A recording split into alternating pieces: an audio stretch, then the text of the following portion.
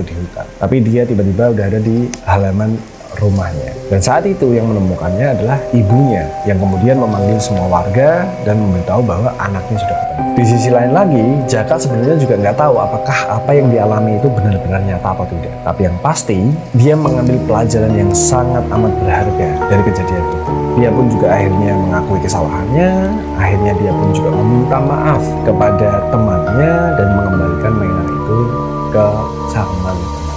Dan setelah itu, ini jadi pelajaran luar biasa gitu untuk si Jaka. Nah, sebenarnya Jaka tuh juga bilang gitu di ceritanya ya, kalau dia nggak tahu apakah yang terjadi kepada dirinya itu benar-benar nyata atau enggak. Tapi yang pasti dia merasa mengalami hal tersebut. Terus, apakah benar sosok nenek atau perempuan itu tuh adalah Wewe Gombel atau tidak? Karena dia juga nggak melihat utuh, dia juga nggak melihat ciri-ciri Wewe Gombel di sana kayak payudara misalnya. Dia juga nggak melihat hal itu, kayak semuanya terlewat begitu saja dengan cepat gitu loh maksudnya. Jadi dia juga tidak benar-benar yakin dengan sosok itu apakah benar Wewe Gombel atau tidak. Yang pasti dia benar-benar akhirnya mengambil pelajaran dari apa yang terjadi. Dia minta maaf kepada temannya, dia mengakui kesalahannya, dia mengembalikan barang yang sudah dia ambil tanpa izin, dan kemudian setelah hari itu dia mencoba sebaik mungkin untuk jadi orang yang jujur. Mungkin bukan masalah traumanya, tapi kayak dia mendapatkan pelajaran besar dari apa yang terjadi kepada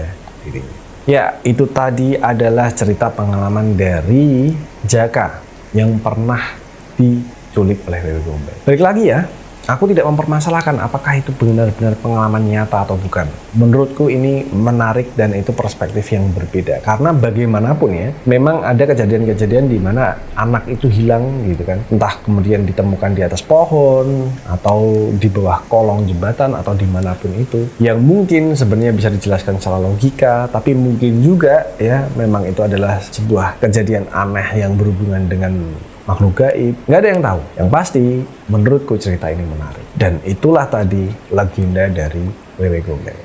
Apakah kalian tahu versi cerita lain dari Wewe Gombel ini? Atau menurut kalian ya, ada legenda cerita yang lain yang lebih menarik dari Wewe Gombel ini? Silahkan tulis di kolom komentar. Karena mungkin kedepannya aku akan mencari cerita-cerita legenda semacam ini lagi. Karena menurutku menarik banget gitu loh. Nggak cuman dari sosok Wewe Gombel secara setan-setanan, tapi lebih ke lore ya. Cerita asal gitu. Asal mula dari sosok-sosok itu sendiri. Karena ternyata Wewe Gombel pun itu memiliki cerita positif di belakangnya yang sangat mengharukan. So, itu dia tadi Story Room. Terima kasih buat kalian semua yang sudah menyaksikan sampai selesai. Jangan lupa buat like dan subscribe.